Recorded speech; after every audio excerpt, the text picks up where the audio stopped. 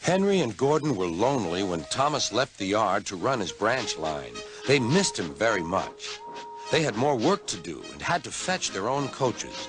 The big engines thought they were too important to fetch coaches. James grumbled too. "We get no rest, we get no rest," they all complained. But the coaches only laughed. "You're lazy and slack, you're lazy and slack," they answered. Altogether, the engines were causing Sir Topham Hatt a great deal of trouble. The big stations at both ends of the line each have a turntable. Sir Topham Hatt had made them so that the tender engines can be turned round, because it is dangerous for them to go fast backwards. Little tank engines like Thomas don't need turntables. They can go just as well backwards as forwards. But to hear Gordon talk, you would have thought that Sir Topham Hatt had given him a tender just to show how important he was.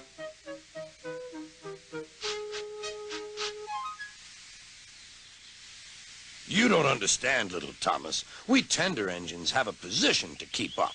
It doesn't matter where you go, but we are important. And for Sir Topham Hatt to make us do shunting, fetch coaches, and go on some of those dirty sidings, it's not the proper thing."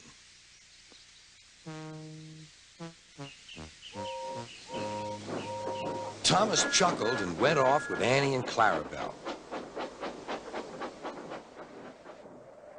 "Disgraceful," Gordon hissed as he ran backwards to the turntable. The turntable was in a windy place close to the sea, and if he was not on it just right, he put it out of balance and made it difficult to turn. Today, Gordon was in a bad temper, and the wind was blowing fiercely. His driver tried to make him stop in the right place, but Gordon wasn't trying. The fireman tried to turn the handle, but Gordon's weight and the strong wind prevented him. "It's no good," they said at last. "Your big tender upsets the balance. If you were a little tank engine, you'd be all right. Now you'll have to pull the next train backwards." "Look," called some boys. "There's a new tank engine." "Oh, it's only Gordon back to front." "Hello," called Thomas. "Playing tank engines? Sensible engine. Take my advice. Scrap your tender and have a nice bunker." Gordon said nothing. Even James laughed when he saw him. "Take care," hissed Gordon. "You might stick too." "No fear," chuckled James. "I'm not so fat as you." "I mustn't stick," thought James. He stopped on just the right place to balance the table. It could now swing easily. Gordon arrived in time to see everything. James turned much too easily. The wind puffed him round like a top. He couldn't stop.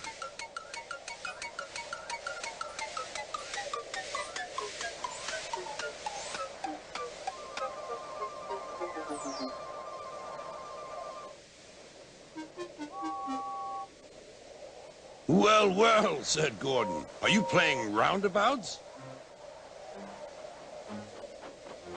Poor James, feeling quite giddy, rolled off to the shed without a word.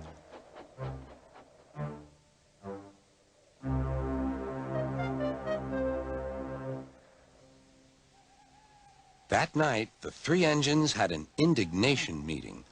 "It's shameful to treat tender engines like this. Gordon has to go backwards, and people think he's a tank engine. James spins round like a top, and everyone laughs at us. And to add to that, Sir Topham Hatt makes us all shunt in dirty sidings. Ugh!" "Listen," said Gordon. He whispered something to the others. "We'll do it tomorrow. Sir Topham Hatt will look silly."